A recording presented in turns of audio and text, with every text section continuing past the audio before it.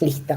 Bueno, hoy vamos a ver lesión. Los que tienen código para que ustedes se ubiquen, bueno, yo siempre vieron que les digo, está en el Código Civil y Comercial, en el libro 1, que es la parte general, ¿sí? En el título 4, de los hechos y actos jurídicos. Se los menciono así para que ustedes vayan familiarizándose con el código y no solo con el artículo, ¿sí? Entonces, libro 1, no para que lo sepan, solo para que ustedes se vayan familiarizando con el código para después las otras materias. Libro 1, parte general, título 4, que dice de los hechos y actos jurídicos. ¿Sí? ¿Por qué? Porque está dentro, vamos a ver los vicios de los actos jurídicos. Razonemos, hechos y actos jurídicos está dentro de ese tema. En el capítulo 6, y se llama vicios de los actos jurídicos. El artículo es el 332. Yo sé que a ustedes les interesa eso, pero está bueno que se vayan familiarizando con los nombres, títulos y capítulos, ¿sí? A futuro, porque en otras materias no le van a decir el artículo y lo van a tener que buscar, ¿sí? 332. Bien, bueno, entonces, ¿qué es la lesión? ¿Qué es la lesión? ¿Un vicio de quién? ¿Qué dijimos? Un vicio de los De actos los actos jurídicos. jurídicos. Perfecto. Lesión, vicio de los actos jurídicos. Bien. ¿Y qué son los vicios? ¿No? Pues yo digo, bueno, los vicios de la voluntad, los vicios de los actos jurídicos, pero el otro día dije, bueno, yo no les aclaré qué es un vicio, ¿sí? Entonces, ¿qué son los vicios para el derecho civil? Los vicios son anomalías, son irregularidades, imperfecciones, defectos, eso es un vicio, ¿sí? Son anomalías. ¿Qué son las anomalías? Imperfecciones, defectos, irregularidades, digamos, desviación de lo que no es normal. Para que ustedes sepan, ¿no? Y que no me digan es un vicio, los vicios son anomalías, y para que sepan qué son las anomalías. Bien, entonces, los vicios son estas anomalías, ¿sí? Del acto jurídico, que son susceptibles de provocar la nulidad. ¿Bien? Ya después, cuando terminemos de ver vicios, vamos a ver nulidades. Pero bueno, la nulidad ya saben, cuando un acto es nulo, vuelve todo al estado anterior. General, para que no estoy diciendo cosas que no entiendan. Entonces, los vicios, entonces dijimos, son anomalías, son estas irregularidades, imperfecciones, ¿sí? Del acto jurídico susceptible de provocar la nulidad. Bien. Este acto, ¿sí? Pensemos siempre, vieron que yo les digo, un acto jurídico hay un millón, pero siempre las hago yo el ejemplo de la compraventa porque me parece como mucho más claro para ustedes. Bueno, este acto, ¿no? Por ejemplo, pensemos en una compraventa viciada con lesión, ya vamos a ver lo que es, viciada con lesión, es un acto que se realiza con los elementos internos de la voluntad. ¿Cuáles eran? ¿Se acuerdan? Este acto, ¿cómo se va a realizar? Voy a firmar una compraventa, por ejemplo, ¿y cómo lo voy a realizar? ¿Con qué elementos? Y yo digo con los elementos internos de la voluntad, que está dentro del concepto de acto voluntario. Entonces, ¿con qué elementos? Intención, discernimiento Voluntad. y libertad. Perfecto, muy bien. Entonces, yo voy a firmar, le doy un ejemplo, este acto jurídico, una compraventa, ¿sí? Que va a estar viciada con lesión, ¿sí? Pero este acto le tiene que quedar claro a ustedes que yo este acto lo realizo con discernimiento, intención y voluntad, ¿sí? O sea, con los elementos internos de la voluntad, con el acto voluntario.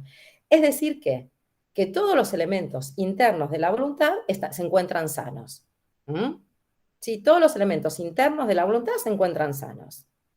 Entonces, ustedes me dirán, ¿y si se encuentran sanos, entonces esta anomalía en qué viene? ¿No? Claro, pensemos, sin embargo, este acto jurídico existe una irregularidad, existe una anomalía, ¿sí?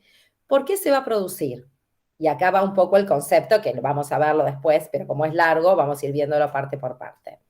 Se va a producir, ¿por qué? Porque una de las partes explota, es decir, se aprovecha.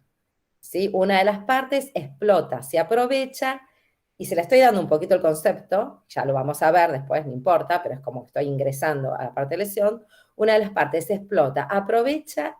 ¿De qué se va a aprovechar? De la necesidad, debilidad psíquica o inexperiencia de la otra. Quédense tranquilos porque ahora vamos a ver bien todo el concepto en general y vamos a ver cada uno de estos elementos.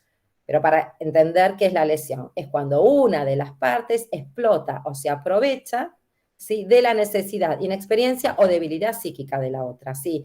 Y como consecuencia va a obtener una ventaja patrimonial desproporcionada e injustificada. Genérico. Ahora vamos a ver cada uno, ¿sí?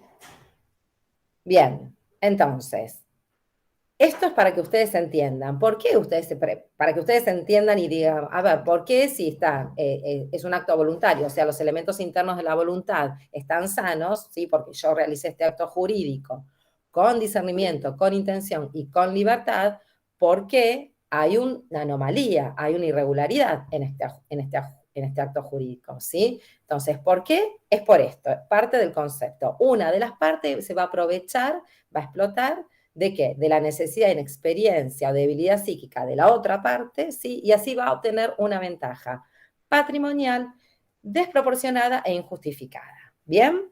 Bueno, importa, genérico. Hasta acá vamos claro, vamos a ver cada cosa.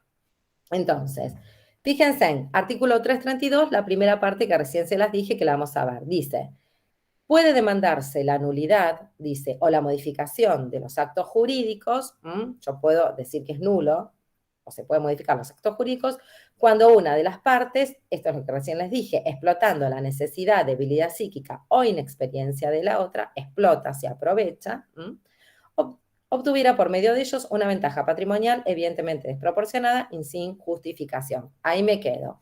Esperen que tengo alguna pregunta acá en el chat. Igual acuérdense de... repito lo último. ¿Qué último? ¿Qué sería lo último? Sofía, ¿tenés micrófono?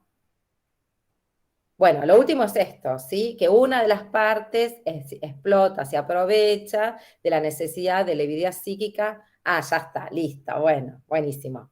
Bueno, en los libros ustedes van a tener evolución histórica, ¿sí? Que es importante en este tema. Vieron que yo mucho no lo doy, pero en este digo, el que se quiere sacar un 10, 9, puede agregarlo en el examen, ¿sí? Porque es importante. Vieron que yo a veces evolución para que no se mezclen, pero nada, el que sabe el concepto, digo, y los elementos está bien, pero el que quiere un poco más, no, es difícil. A ver, pero es importante que lo sepan. En la evolución histórica de la lesión, en las primeras etapas, sí, la figura tuvo un carácter objetivo, porque ustedes van a ver que cuando veamos ahora cómo está en el Código Civil y Comercial, van a ver que la figura tiene elementos objetivos y subjetivos. Bueno, por eso yo voy a la evolución. En las primeras etapas, sí, la figura tuvo un carácter solo objetivo, ¿sí? Se tomaba en cuenta solo la existencia de la enorme desproporción de las prestaciones, solo la enorme desproporción de las prestaciones, sin importar, sin ponderar si obedecía a un aprovechamiento de una de las partes o no, ¿sí? Entonces, esto provenía del derecho romano. Entonces, para el derecho romano lo que existía era que la lesión fuera enorme o enormísima. ¿Sí? O sea, ¿qué significa? Que si yo realizaba un acto jurídico en una compraventa, ¿sí? La desproporción entre, por ejemplo, el valor de lo que salía el inmueble y lo que se pagaba era inmensa. Una casa de $100.000 la estaban pagando, por ejemplo, 10.000, ¿sí? Entonces, al derecho romano lo que le importaba solamente era eso, la enorme desproporción en las prestaciones, ¿sí? No le importaba si se aprovechaba la otra parte o no, solo que hubiera una gran desproporción, ¿sí? Bien. Eso fue en el derecho romano. Entonces, obviamente, en las primeras manifestaciones, ¿con qué se vinculaba? Con este contrato solo, con el contrato de compraventa, ¿sí? Y le otorgaban al vendedor la facultad de accionar, ¿sí? Si el precio que se pactaba era inferior a la mitad del justo precio. Inferior a la mitad del justo precio. Ahí, entonces, cuando ellos decían en el derecho romano, por ejemplo, en el acto jurídico de la compraventa, que había una enormísima desproporción, era cuando lo que se pagaba, ¿sí? Por ese inmueble, era menor a la mitad del precio justo. ¿Bien? Nosotros ahora tenemos las inmobiliarias que más o menos te dan los precios, digo, pero la mitad de eso era ya una desproporción enorme o enormísima. Bien. Seguimos evolucionando. Y durante la Edad Media, ¿sí? Se empiezan a introducir los elementos subjetivos. Entonces, ¿qué sostienen? Que la venta por menos de la mitad del precio justo inclina a pensar que podría haber existido un aprovechamiento. ¿Ven cómo acá se empieza a introducir, ¿sí? El elemento subjetivo? Ellos dicen, bueno, a ver, además de que hay una gran desproporción, acá puede haber un aprovechamiento de una de las partes. Ya empezamos a ingresarlo en la Edad Media. Bueno, entonces, en esta etapa, ¿sí? Se empieza a ampliar el ámbito de aplicación de los contratos, ¿sí? Y se concede que la acción tanto al que vende como al que compra. A cualquiera de los dos podría accionar, ¿sí? Porque el que compró también, ¿sí? Y el que vendió también. Bien, entonces, con respecto a la Edad Media, comienza a introducirse el elemento subjetivo. Ahora, el concepto de lesión requiere notable importancia en el derecho canónico. En el derecho canónico, ¿sí? ¿Por qué? En la doctrina, ¿sí? Los canonistas decían que en realidad lo utilizaban como medio para combatir la usura. ¿Alguien sabe lo que es la usura? ¿No? Bueno, los canónicos la lesión adquieren relevancia como medio para combatir la usura, ¿sí? Y ahí comienza a extenderse a todos los contratos. La usura es, ¿nunca escucharon decir que usurero, por ejemplo, va cualquier persona y le pide, no sé, hay gente, ¿no?, que no tiene recibo de sueldo, no trabaja y necesita un préstamo. Entonces no lo puede ir a sacar al banco. Entonces van a personas particulares, por ejemplo, que le dicen, bueno, ¿me prestás 10.000 pesos? ¿Sí? Exacto, muy bien, Cristian, cuando se benefician de los intereses de un préstamo. Igual me pueden hablar, ¿eh? Así yo no me duermo. Ustedes hablen. Entonces, cuando se benefician, como dijo muy bien Cristian, de los intereses de un préstamo, tal cual. Por ejemplo, yo no tengo un recibo de sueldo, voy, le pido a una persona particular 10.000 pesos y al mes debe cobrarme el interés que corresponde, ¿no es cierto?, que siempre es de acuerdo al banco. Me dice, bueno, vos al mes me vas a tener que devolver 100.000 pesos. Qué usura, dicen, qué Tengo usurero. entendido que son, disculpa, tengo entendido que son prestaciones ilegales, porque se basan Totalmente, sí, mucho más allá de los obvio. intereses. Exacto, sí, en realidad, pero bueno, esto en la práctica se da, ¿sí? Se da mucho en la gente que realmente no tiene un recibo de sueldo, requiere el dinero y va, y por eso decimos, hay un aprovechamiento de la otra parte, porque no le está prestando como al interés que corresponde legalmente. Por eso es ilegal, está prestando, en realidad, es una usura, ¿sí? Se está aprovechando de la otra parte, ¿sí? Entonces, en el derecho canónico empezó a introducirse con este tipo de contrato. Pero como bien dice muy bien Denise, realmente uno no firma, es ilegal, ¿sí? Bien, generalmente le hacen firmar pagarés, bueno, que después los ejecutan, por eso digo que hay todo un sistema de usura y de ilegalidad. Bien, y de aprovechamiento en realidad, porque después la otra persona va y ejecuta los pagarés, ¿no? El que le prestó. Bien, y después, ¿cuándo comienza entonces? ¿Qué pasa? Una vez que terminamos con el derecho canónico, ustedes van a ver que en la evolución de los libros se encuentra en el Código francés del año 1804, incorpora la lesión, ¿sí? Pero restringida a ciertos negocios jurídicos. Entonces, ¿qué pasa? Empieza a aparecer la noción del justo precio, ¿no? Donde se empieza a disponer la rescisión de las ventas hechas por la mitad del valor, ¿sí? Bien, entonces, en el Código francés se incorpora la lesión, ya les digo, pero restringida a ciertos actos jurídicos, ¿sí? Pero se sigue la lesión con carácter objetiva, o sea, solamente que haya directamente una lesión enorme, una enormísima, ¿sí? Solamente una desproporción en las prestaciones. Bien. Ahora, ¿cuándo comienza la tendencia subjetiva a incorporarse bien la tendencia subjetiva, que es la que constituye la moderna concepción de la figura, la que tenemos ahora en el Código Civil y Comercial, con el Código Civil alemán de 1896, ¿sí? ¿Por qué? Porque el artículo 138 del Código alemán es fuente directa del 954, que es el Código de Vélez, ¿sí? Que fue introducido por la ley 17711. ¿Sí? Esta ley que siempre fue modificando. Bien, bueno, entonces ahí justamente se empiezan a incluir los elementos subjetivos, ¿sí? Con el objetivo. ¿Cuáles serían los elementos subjetivos? La inferioridad de la víctima, ¿sí? La inferioridad de la víctima, que va a estar dado por la necesidad de debilidad psíquica o inexperiencia de la otra, ya lo vamos a ver, ¿sí? Y el aprovechamiento de ese estado. Entonces, ven cómo ya empezamos a introducir los elementos. Los elementos subjetivos va a ser la inferioridad de la víctima y el aprovechamiento de ese estado, de la otra parte, ¿sí? Y el elemento objetivo, como recién ya estuvimos viendo, va a ser esa desproporción, ¿sí? Bien. Ahora, ¿qué pasa en el derecho argentino? ¿Listo? Yo cerré ahí con la evolución. Hasta acá vamos bien, ¿no? ¿Hay alguna pregunta? Bien. ¿Qué pasa con el derecho argentino? Bien. Vélez, ¿sí? Vélez tenía ideas liberales, ¿no? Muy individualistas. Justifica la no inclusión de la lesión, ¿sí? Al Código Civil. Vélez dice, no, yo no la voy a incluir en el Código Civil, ¿sí? En una nota, ¿sí? ¿Por qué? En una nota del artículo 943 demuestra un conocimiento amplio de esta institución, Vélez, ¿sí? ¿Sobre qué? Se basa en el derecho comparado, ¿sí? Comparado de otros países. Y manifiesta en esta nota las razones por las cuales prefirió no incluirla en el derecho argentino.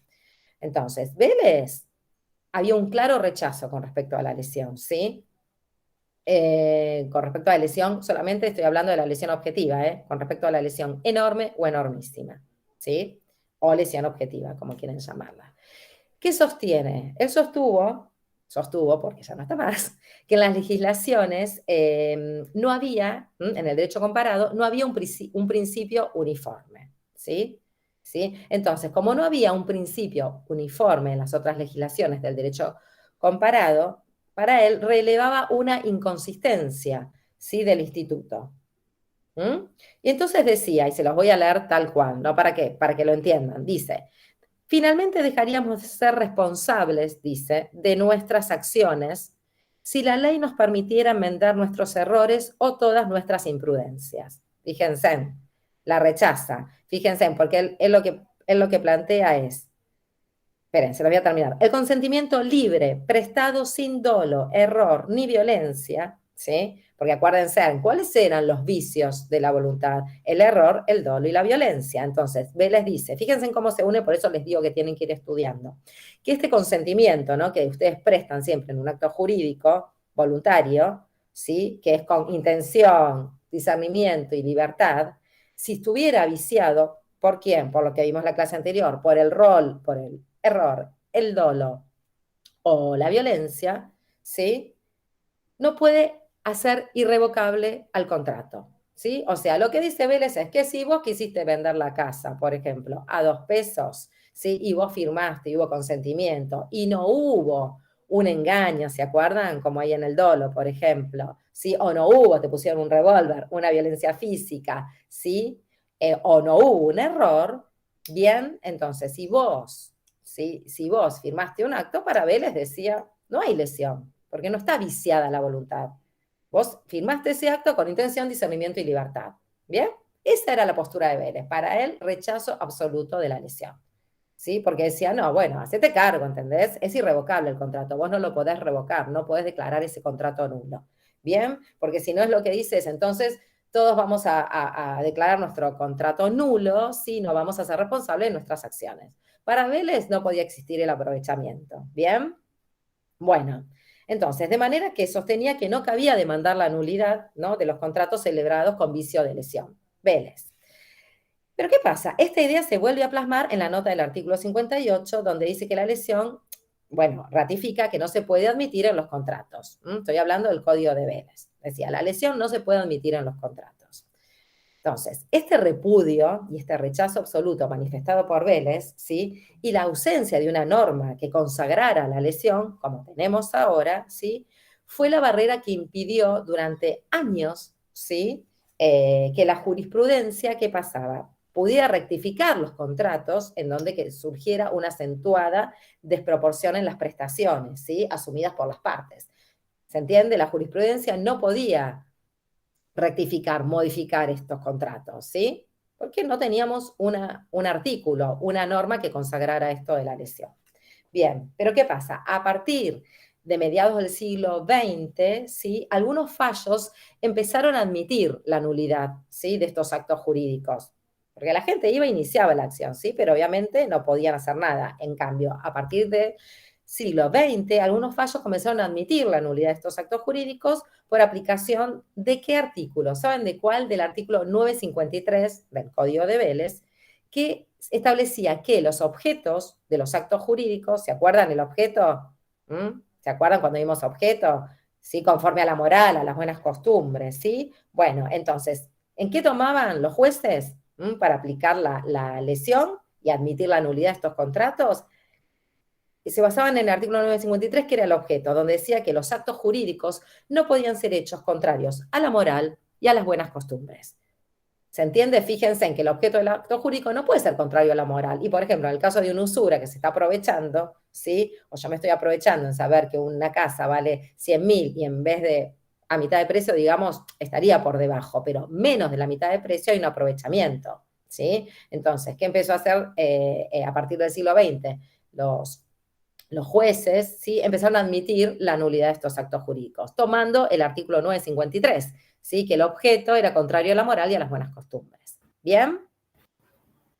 ¿Sí? Porque no tenían otro artículo como vamos a tener ahora. Bien. Sigo. La reforma de la ley 17711. Entonces, en 1968, con la reforma de la ley 17711, se introduce la segunda párrafo del artículo 954, ¿sí? Acá empieza, se introduce con la reforma, ¿sí? El segundo párrafo del artículo 954, que es la lesión con carácter subjetivo y objetivo. Entonces, ¿cuándo comienzan ya a incorporarse los dos elementos y se introducen? En el artículo 954, segunda parte, en el Código de Benes, ¿no? A partir de la reforma de la ley 17711, año 1968. ¿Sí? Este es el último grado, por suerte, grado de evolución de esta figura. Sí, porque es un poco pesado, ¿no es cierto? Toda la parte de la historia. A mí nunca me gustó la historia. Pero bueno, ustedes lo van a leer de los libros y por lo menos me parece que con este cuentito que les hago yo, de Caperucita, no cuenten esto, no me lo suban a YouTube porque no va, sí, pero con esto un poco lo van a entender más de los libros. Bien, listo. Ahí un poco, cuando vean en los libros la evolución, tal vez con esta síntesis que le hice no les va a resultar tan pesado. ¿Bien? Bueno, esto es un poco la evolución. Ustedes, derecho romano, derecho canónico, hablan del código francés, el código alemán, y cerramos. Lo más interesante es cómo se van incorporando los elementos. Bien, ahora sí entro a los elementos de la lesión, ¿sí? ¿Qué dije recién? Que recién hablamos toda la evolución histórica del elemento objetivo, ¿sí? Cómo empezó y cuándo se incorpora el elemento subjetivo. Bien, entonces, la lesión, que es la primera parte, ¿no? Y cuando empezamos, dice, una de las partes explota la necesidad. En esa primera parte, en estos 3 párrafos del artículo, va a estar los elementos. Entonces, vamos a hablar de que la lesión tiene 3 elementos, 2 subjetivos y 1 objetivo, ¿sí? Bueno, vamos a arrancar por los elementos subjetivos. Todo esto lo tienen en estos en este primer párrafo de 3 renglones del código. Entonces, elementos subjetivos. Si yo le digo cuáles son los elementos de la lesión, más allá de que ustedes me den el concepto, me van a decir, tiene 2 elementos subjetivos y 1 objetivo. ¿Bien? Dentro de los elementos subjetivos de los 2, vamos a empezar con el primero. ¿Cuál sería el primero? De lo que yo les vine contando. ¿Cuál sería? Porque yo dije que el elemento objetivo, ¿qué era? Esta desproporción, ¿no? Bueno, estoy en el elemento subjetivo. ¿Qué es lo que hace? Se aprovecha, ¿no? Como dice ¿La el código. inferioridad? ¿Cómo? ¿Puede ser la inferioridad? Ese es el segundo, sí, muy bien. Ese es el segundo, la situación de inferioridad. Muy bien, que ahora lo vamos a ver en necesidad, debilidad psíquica, ¿no? Ahora lo vemos. Muy bien, ese es el segundo elemento subjetivo. ¿Quién lo dijo? No escuché quién lo habló. Augusto, profe. Augusto, muy bien, Augusto, tal cual. La situación de inferioridad es el otro elemento subjetivo. Y el primer elemento subjetivo es el que empieza diciendo el código. Una de las partes explotando. Explotando, se aprovecha, ¿sí? Ahí están los 2 elementos subjetivos. Explotando, la explotación, el aprovechamiento de una de las partes, ¿de qué? Necesidad, debilidad psíquica o inexperiencia de la otra. Y ese sería el segundo elemento subjetivo, la situación de inferioridad genérica que se da por qué. Necesidad, debilidad psíquica o inexperiencia. ¿Lo van entendiendo? ¿Sí? Pero fíjense en cómo lo dice el código. Yo se los estoy explicando, pero lo está diciendo. Ustedes se saben este concepto y cuando lo estudian, lo van estudiando ya con el concepto. ¿Sí? Entonces, primer elemento subjetivo, explotando. Entonces, ustedes, si se saben la definición, que es la lesión, ¿no?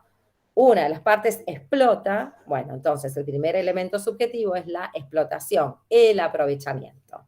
¿Bien? Explotación o aprovechamiento, el primer elemento subjetivo. Entonces, ¿qué es la explotación o aprovechamiento?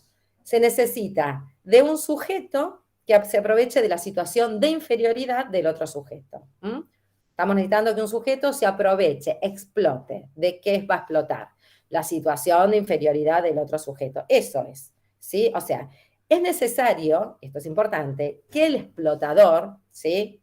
La parte, el explotador, el que se está aprovechando, tiene que conocer la situación de inferioridad. Después lo vemos todos con ejemplos, pero tiene que conocer la situación de inferioridad ¿de quién? De la víctima, ¿no es cierto? Del otro sujeto, ¿sí? Y en base a ello va a obtener ventajas, ¿bien? Porque fíjense en que lo dice, tiene que obtener ¿qué? Una ventaja desproporcionada e injustificada, ¿sí? Lo voy a reiterar en cada concepto y lo van a ir entendiendo, pero lo que yo quiero es esto, ¿sí? Que ustedes entiendan que esta explotación o aprovechamiento de un sujeto, ¿sí? Se va a aprovechar de ¿qué? De la situación de inferioridad del otro, y que tiene que tener conocimiento, si no sabía, no hay lesión, ¿bien? Tiene que conocer esa situación de inferioridad, ¿sí? Y en base a esa situación de inferioridad va a tener que obtener ventajas, ¿sí? Entonces, es acá donde se va a producir ¿qué? El atentado contra ¿qué? Contra la buena fe, la moral que debe imperar siempre en cualquier acto jurídico, ¿sí? Yo no voy a firmar un contrato ilícito, un contrato en contra de la moral. Acuérdense, el objeto tiene que ser posible. ¿Ven cómo se une todo? Por eso digo, no pueden no saber lo que es un objeto, no pueden saber lo que es un acto voluntario, porque cuando están acá no lo entienden, ¿sí? Entonces, lo que les digo es que se produce entonces cuando yo atento contra esa buena fe, contra esa moral, que tiene que imperar siempre en los actos jurídicos, porque es el objeto. Entonces, el aprovechamiento, este elemento subjetivo, este aprovechamiento, esta explotación, es la nota que caracteriza a este instituto, ¿bien? Nota caracterizante de este instituto, ¿sí? Que nos permite diferenciarlo ¿de qué? Del vicio del dolo, ¿sí? Voy a dar un ejemplo, a ver si lo podemos graficar. En un contrato jurídico, voy a comprar una casa, ¿sí? Entonces, para que haya aviso de lesión, fíjense, yo vendo la casa y la voy a vender a un precio totalmente desproporcionado a lo que sale, $100.000 la voy a vender, la mitad sería 50, la voy a vender a 10.000, porque necesito ese dinero porque mi hijo está enfermo y necesito operarlo en Estados Unidos. Y la única manera lo único que yo tengo es esa casa. ¿Sí? ¿Me siguen con el ejemplo? Bueno, yo, que soy la vendedora, ¿consideran que hay un estado de necesidad ahí? Ahora después vamos a ver cada uno. Sí, ¿no? El estado Sí, obviamente, profe. Muy bien, hay un estado de necesidad porque yo necesito ese dinero para salvarle la vida a mi hijo. ¿Bien? Bueno, yo, vendedora, hay un estado de necesidad. Mi vecino, que se entera por otro, que yo tengo a mi hijo enfermo y tengo que viajar a Estados Unidos, ¿sí? Para vender ese inmueble, para obtener la plata y viajar, para pagar la operación, se entera y viene y me dice, ¿estás por vender la casa? Entonces mi vecino sabe, ¿no? Que la operación sale 10.000, pues se lo contó el otro, tiene conocimiento y le dice, te ofrezco, no sé, 15. Entonces en la desesperación, porque hay un estado, hay una situación de inferioridad, porque la otra persona, el que vende, dice, no, yo quiero operar a mi hijo, estoy re mal para salvarlo, acepta, ¿sí? Entonces se firma ese contrato, ese acto jurídico, fíjense, ¿qué están viendo ahí? Una desproporción en el precio, impresionante, enorme, ahora la vamos a ver, ¿sí? Y que están viendo también la situación de inferioridad, ¿sí? Del que vende, ¿en base a qué? A ese estado de necesidad. Puede haber un estado de necesidad, inexperiencia o debilidad psíquica, después lo vemos, ¿sí? En el ejemplo que le estoy dando yo es un estado de necesidad. ¿Se entiende? ¿Sí? Entonces sí hay lesión ahí. Pero ¿cuál es la diferencia del dolo? En el dolo, ¿qué era lo que había? Por eso digo que este instituto se caracteriza siempre por el aprovechamiento, la explotación de la parte, que la tiene que conocer, que tiene que conocer de la otra. Yo me voy a aprovechar y voy a obtener que una ventaja patrimonial, pues imagínense que después yo esa casa, si quiero la vendo y la vendo al doble, a lo que vale la casa, miren la plata que me gano, ¿sí? O compro una casa a mucho menos de lo que vale. ¿Sí? ¿Me siguen? Pero entonces, mi pregunta es, ¿cuál es la diferencia entonces con respecto al dolo? En el dolo, ¿qué era lo que yo ponía en la acción dolosa? Vicio, ¿no? Intención Vicio. y un ánimo. Un ánimo. Muy bien. Un ardid. Exacto, entonces, exacto, un engaño, ¿no es cierto? ¿Se acuerdan? La maquinación, miren los sinónimos que le habías dicho, maquinación, astucia, pongo, ¿sí? A toda una máquina para engañar. Ahí hay un engaño, ¿sí? Hay un engaño en el dolo, muy bien, en ese acto. Yo te engaño para que vos compres esa moto que estaba toda destruida. En cambio acá no. ¿Qué es lo que hay? Un aprovechamiento. ¿Lo entienden? ¿Sí? Bien, quiero que lo entiendan, después lo van a estudiar, pero quiero que entiendan bien esto. Entonces hay un aprovechamiento, ¿eh? Acá no hay un engaño, acá se están aprovechando de la situación de esa persona, ¿sí? Que tienen que tener conocimiento, obviamente, si no, no sabrían que había una situación de inferioridad. Bien, entonces, en el dolo, reitero, está ese sujeto que va a maquinar, que activa, activa o negativamente, influye en la voluntad de quién, del otro sujeto. Lo engaña e influye en la voluntad del otro sujeto, que es el que compra. Acá no. Acá directamente se está aprovechando. En la lesión no se genera esa situación, ¿sí? Sino lo que no genera la situación esa, sino, o sea, no genera la situación de inferioridad, ¿sí? En la lesión. La situación de inferioridad ya la tiene la persona. Lo que estamos haciendo, lo que hace, ¿no? El que va a comprar se va a aprovechar, ¿sí? De esa condición anormal, entre comillas, ¿no? Del sujeto, esa condición, esa situación de inferioridad. ¿Bien? Bueno, entonces, es un obrar contrario ¿a qué? A la buena fe, ¿no es cierto? Contrario a la buena fe, que son los elementos del objeto, ¿no? Contrario a la moral, a la buena fe. ¿Por qué? Porque aún en el dolo también es contrario a la buena fe, ¿sí? ¿Por qué? Porque está maquinando, está engañando, pero acá, aunque no maquine, ¿no? Ni oculte, porque acuérdense que en el dolo la acción por omisión era también, había engaño por ocultar, ¿sí? ¿Se acuerdan, no? Bueno, entonces acá, aunque no esté maquinando, no oculte el estado de las cosas, ¿sí? Para que el otro incurra en error o engaño a la víctima, ¿qué es lo que está haciendo acá en la lesión? Está manejando las condiciones de este acto jurídico, de este negocio jurídico, sabiendo que la otra parte no tiene herramientas o cualidades personales para protegerse de esta desventaja. ¿Se entiende? ¿Sí? No tiene herramientas. Si yo estoy destruida, que tengo que operar a mi hijo porque se está muriendo, lo único que me va a interesar es conseguir el dinero, ¿sí? Ir a pagar la operación. ¿Sí? Y pasa esto, ¿eh? Y pasa. Bien, la mayoría de estos casos de lesión se da mucho en estos casos. ¿Sí? La gente se aprovecha de estas situaciones. ¿Sí? Entonces, obviamente, como les dije, la otra parte no va a tener herramientas para protegerse de estas ventajas. ¿Sí? Porque acuérdense que el elemento subjetivo es este aprovechamiento, ¿sí? Se aprovecha de esta situación de inferioridad que tiene que conocer, ¿sí? Y que tiene que obtener. Como dice la última parte de estas 3 renglones de la primera parte, tiene que obtener una ventaja. Una ventaja patrimonial. Desproporcionada. Desproporcionada. Injustificada. Esto es súper importante también. La ventaja tiene que obtener una ventaja.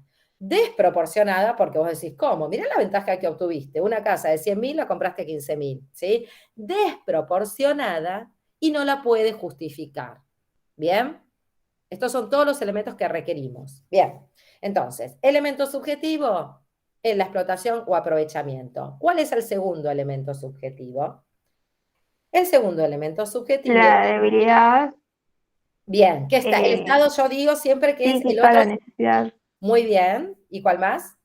Y la inexperiencia. Bien, entonces, el segundo elemento subjetivo es la necesidad, debilidad psíquica o inexperiencia de la otra parte. Bien, entonces, para que ustedes sepan y se recuerden, es el otro sujeto que es lo que tiene que atravesar. Un estado de inferioridad. ¿Sí? Pero si ustedes me dicen, bueno, el otro elemento subjetivo sería el estado de inferioridad del otro sujeto y yo les voy, y no se me queden ahí, porque necesito el concepto. ¿En qué se traduce ese estado de inferioridad? En la necesidad, debilidad psíquica, ¿sí? O inexperiencia. ¿Bien? Bueno, ¿qué es la necesidad? Pues no me repitan así como loros y después cuando le pregunto ustedes no saben qué es. ¿Qué es la necesidad? Es entendida como este estado de carencia material o espiritual, ¿sí? Estado de carencia material o espiritual. O sea, la necesidad produce en el sujeto que la padece, ¿sí? Una situación de agobio, ¿sí? Y angustia. Cada autor les va a dar una definición diferente, ¿no? Digo, no tengo problema, estudien la que quieran, pero más o menos les explico lo que es esto. El estado de necesidad, ¿sí? O sea, produce en el sujeto que le aparece una situación de agobio, ¿sí? Necesito operarlo, estoy mal, o sea, estoy ahorcada, no tengo el dinero, ¿sí? Angustia que lo obliga a consentir, ¿sí? Consentimiento, con una solución de que si yo no tuviera ese estado, no hubiera admitido, a ver si me entienden, si yo no necesitaba, vuelvo al caso que les di, ese dinero para pagar la operación de mi hijo, ni loca vendía mi casa a $15.000 cuando valdría 100.000. ¿Se entiende? ¿Sí? Bien. Por ejemplo, como les digo, por una enfermedad. Entonces, ¿qué pasa? Este sujeto está obrando presionado. ¿Por qué? Por circunstancias que van a afectar a su poder de decisión, ¿sí? Puesto que si celebra, ¿por qué? Está celebrando un acto jurídico desventajoso, ¿sí? Desventajoso. ¿Para qué? ¿Para qué? Para evitar un daño. ¿A qué? A la vida, a la salud, al honor, a la libertad. ¿Se entiende? ¿Sí? Mi hijo está preso y tengo que pagar, no sé, la excarcelación, fortuna. ¿Sí? Bien, eso es el estado de necesidad. Debilidad psíquica. Quedó claro acá necesidad, ¿no? Creo que no hay inconvenientes. Bien. Debilidad psíquica. Este término en el código, que les hablé del artículo 954, que era el código de Vélez con con la reforma de la ley 17711, hablaba de ligereza. Se los digo porque eso no me tienen que decir los que estudian con libros viejos. Ligereza, no. ¿Sí? Este término reemplaza el código ahora. Sí, ya les digo todo, así que después no pueden irles mal. Bueno, ligereza, no. Bien, reemplaza, ¿sí? La ligereza. Entonces, ¿por qué? La ligereza era un término impreciso conceptualmente, ¿sí? Que fue tomado del Código Civil alemán. ¿Se acuerdan que les dije que el Código alemán fue el que introdujo el elemento subjetivo? Bien, pero que sirvió como fuente del 954. Bueno, porque todos los autores coincidían que no se podía vincular a la ligereza, ¿sí? Que es con un obrar irreflexivo o negligente de la víctima, eso es la ligereza, un obrar irreflexivo, negligente, ¿sí? Sino que se debía asociar a una situación patológica de debilidad mental, ¿sí? ¿Sí? Entonces, eso decía ya la doctrina. Entonces, por eso en la mayoría propiciaban el reemplazo por debilidad psíquica, ¿sí? Que es lo que se puso ahora en el Código Civil y Comercial. Fíjense los años que tardó, ¿no? Estamos hablando de 1968, que fue la reforma, hasta ahora. ¿Sí? Pero ya venían los doctrinarios planteando esto, que esto no era un obrar irreflexivo, sino lo reemplazaron por el término, había una situación patológica de debilidad mental, ¿sí? Debilidad psíquica. Entonces, la debilidad psíquica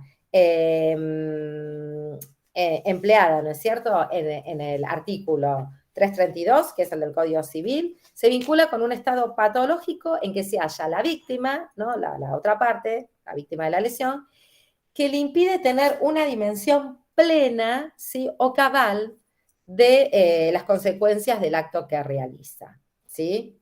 Entonces, ustedes me pueden decir, a ver, debilidad psíquica. Bueno, sí, puede ser una persona afectada, ¿no?, con un retraso madurativo, ¿sí? Puede ser una persona afectada en su salud mental, ¿sí? Pero, por ejemplo, también, no quiero que se queden solo con una persona con un trastorno, ¿no?, de la personalidad, digo, qué sé yo, con alguna persona esquizofrénica, digo, algo más puntual, no, porque con respecto a la debilidad psíquica también se pueden tomar como permanentes o transitorias, ¿sí? Por ejemplo, hay una debilidad psíquica,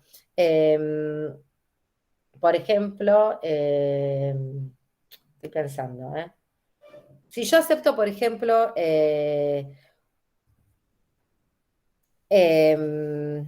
a ver, porque dice, le impide, fíjense en que yo les dije, le impiden tener una dimensión plena o cabal de las consecuencias del acto que realiza, ¿sí? Entonces, por ejemplo, a mí me dan una indemnización irrisoria, que también es un acto jurídico, ¿sí? Una indemnización de 2 pesos a los pocos días, ¿sí?, de la muerte de mi hijo, ¿sí? Por ejemplo, imagínense que yo voy a estar débil, voy a estar mal, ¿sí? Por esa situación. ¿Se entiende? ¿Sí? Entonces, estoy pensando, a ver si me sirve el ejemplo. Sí, el estado psíquico mío, ¿sí? Porque la debilidad psíquica no la tomen solo con personas afectadas en su salud mental, sino debilidad psíquica es mi estado psíquico, ¿sí? Transitorio. O sea, se acaba de morir, no sé, un familiar que quiero mucho y me están pagando una indemnización, ¿no? Ya me están pagando la indemnización por esa muerte. O me dicen, bueno, arreglamos, ¿sí? Arreglamos por tal dinero. Yo en ese momento estoy tan mal que no sé y firmo, ¿sí? Entonces, ahí fíjense en que yo estoy mal. Hay una debilidad, ¿sí? Mental, psíquica mental transitoria, porque no estoy en pleno conocimiento de lo que estoy firmando, ¿sí? Por ese hecho, ¿se entiende? Porque no quiero que lo vean solo como una persona afectada en su salud mental. La debilidad puede ser transitoria o permanente. Si es permanente, hablamos de las personas que ustedes ya saben, pero cuando es transitoria pueden ser situaciones así, ¿sí?